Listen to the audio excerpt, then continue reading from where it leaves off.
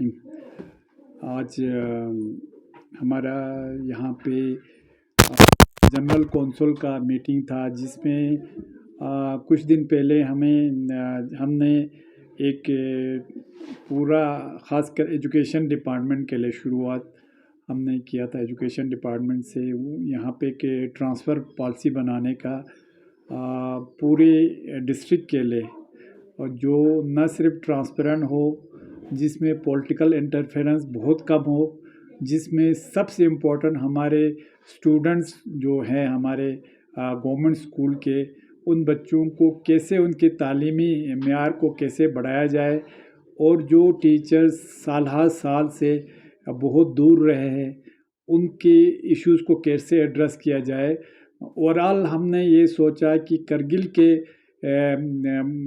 Development के लिए जहाँ तक एजुकेशन का सवाल है, उसको कैसे हम एजुकेशन को और कैसे इसमें ज़्यादा एजुकेशन डिपार्टमेंट में ट्रांसपेरेंसी कैसे लाया जाए ट्रांसफ़र में। तो इसी सिलसिले में हमारा पिछले साल नवंबर दिसंबर में हमने एक हमारे कमेटी बनाया था ट्रांसफ़र पॉलिसी को ये ड्राफ्ट करने के लिए, जिसमें हमारे ऑनरेबल ईसी एजुकेशन की क़यादत में हमारे एक्स सीसी फेरोज साहब थे, हमारे एग्जीक्यूटिव काउंसलर टशी साहब थे, फिर हमारे नासिर मुंशी थे। उन्होंने एक ड्राफ्ट पॉलिसी बनाया था। तो फिर ये काफ़ी जगह पे हमने डिस्कस किया, हमारे काउंसिल में भी डिस्कस हो गया। फिर लास्ट पे पिछली बार हमारे डी साहब जो राकेश साहब है, जो सीईओ भी है, उन्होंने भी एक ड्राफ्ट पॉलिसी बनाया था, जो हमारे कुछ स्टेट्स का जो ट्रांसफ़र पॉलिसी उन सब को निचोड़ के, जैसे पंजाब का है, राजस्थान का है, बाकी कुछ स्टेट का, तो सब निकाल के हमारे यहाँ पे जनरल कौंसिल का मीटिंग हुआ था। तो इस मीटिंग में हमारे जो कमेटी ने बनाया वो ड्राफ्ट पॉलिसी भी डिस्कशन में आ गए। फिर हमारे डी साहब ने जो ड्राफ्ट पॉलिसी बनाया था, हमें पूछ के हम ये कर रहे हैं क्या क्या, तो उसमें हमें भी एतमाद में लेके उन्होंने किया था। तो वो भी वहाँ पे डिस्कस हो गया।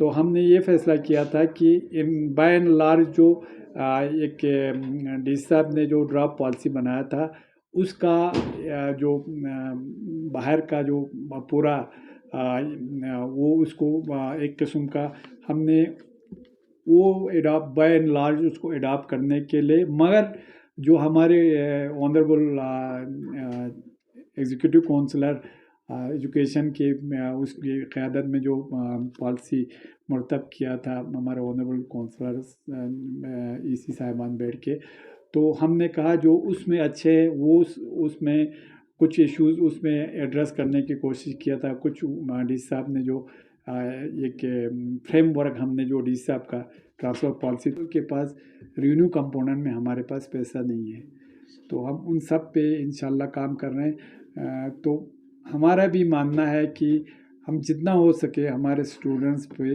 बोझ कम डालें, मगर कहीं कहीं पे तो हम भी मजबूर होते हैं, तो हम इसमें लाचार हो जाता है। ख़ासकर रेवेन्यू कंपोनेंट का हमारे पास जो कैपेक्स बजट आता है उसमें आपको डेवलपमेंटल साइड में ही आता है, तो इसलिए हमें इशू हो जाता है। मगर इंशाल्लाह उसमें भी हम कोशिश करेंगे।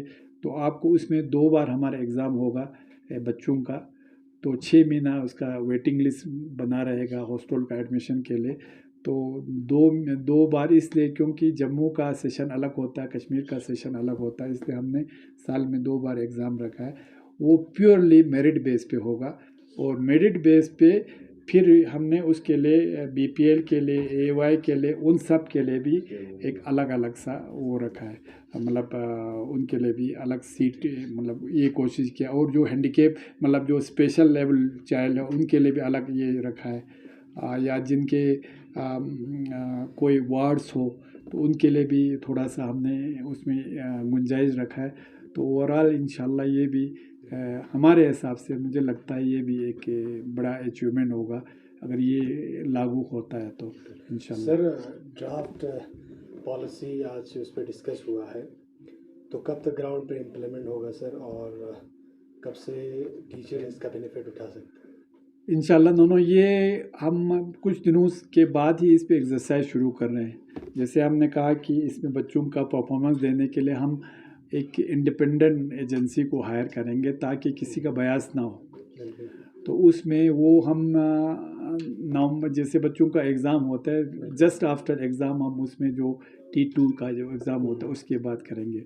तो बाकी जो 8 जो या 10 11 का तो आपको पता है बोर्ड का रिज़ल्ट आता है, उसमें हमें कुछ नहीं करना है, वो उसी के हिसाब से आता है।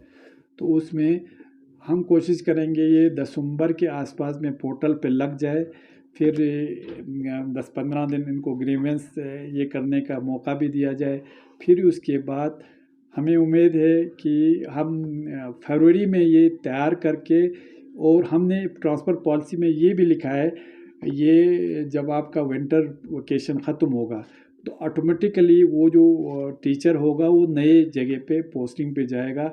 और हमने ये भी लिखा है किसी कोई भी फिर आपको कोई रिलीव नहीं करता है, किसी को मास्टर या किसी के साथ जियो के साथ या किसी के साथ बनता है या कोई सिपाही जाता है वो रिलीव नहीं करता, वहाँ रख देता है। तो हमने उसमें ये प्रोविज़न रखा है, अगर कोई रिलीव नहीं करता है तो उसी दिन डीम्ड टू बी रिलीव्ड उसको दूसरे या तीसरे दिन वहाँ पे ये करना है, क्या होता है, ज्वाइन करना है। उसके बाद अगर उसको चार्ज वारिज होगा तो वो बाद में आके दे सकते हैं। और नहीं हम ये कम से कम मिनिमम 2 इयर्स का टेन्योर होगा, 2 साल का। मगर हम ये पोर्टल साल में एक बार खोलेंगे क्योंकि कोई टीचर आपको पता है रिटायर हो जाता है, कुछ और हो जाता है, तो मगर मिनिमम एक टीचर उसके हिसाब से मैंने थोड़ा बताया था। हम तो अपने एज ए CC बता सकते हैं, बाकी तो मैं पॉलिटिकल कोई लीडर तो हूँ नहीं, तो मैंने अपना कंसर्न बता दिया था। सर लास्ट क्वेश्चन, एनसी और कांग्रेस कोलिशन सरकार लगभग 2 साल होने जा रहे हैं, शायद अप्रैल में कोलिशन सरकार में थोड़ा बहुत चेंज भी हो सकते हैं, तो इस CC आप इस ओहदे में रहेंगे या आपका स्टैंड कैसा रहेगा? नेक्स्ट टेन्योर कांग्रेस के पास जाएगा, उसको लेके आपका क्या राय? नहीं, ये तो अभी कबल अज़ वक़्त मैं कुछ बता नहीं सकता हूँ। मैं इतना हूँ, मेरा इतना यकीन है कि मैं अपने काम से मुतमईन हूँ जो मैंने पौने 2 साल में किया है। मैं आई एम हाईली सेटिस्फाइड। मैं लोगों का कुछ न कुछ काम कर पाया, और आपको मैं यकीन दिलाता हूँ कुछ का रिज़ल्ट आपको बहुत जल्द देखने को मिलेगा, जिसमें मैं कुछ और उस पे काम कर रहा हूँ। तो मुझे उम्मीद है कि ये कौंसल जो, और मैं साथ में आपको ये भी बात बताना चाहूँगा, इसमें हमारे ऑनरेबल काउंसलर जितने थे उन्होंने सचमुच में मेरा साथ दिया है। और मैंने भी कोशिश किया जहाँ भी मैं जाता हूँ कुछ न कुछ करगिल के लिए हासिल करूँ, और कुछ न कुछ डेवलपमेंटल हो या कहीं दूसरा इश्यूज़ हो तो उस पर बात करूँ। और मुझे उम्मीद है इंशाल्लाह कुछ रिज़ल्ट तो आपको आने वाले सालों में आपको देखने को मिलेगा। Thank you sir.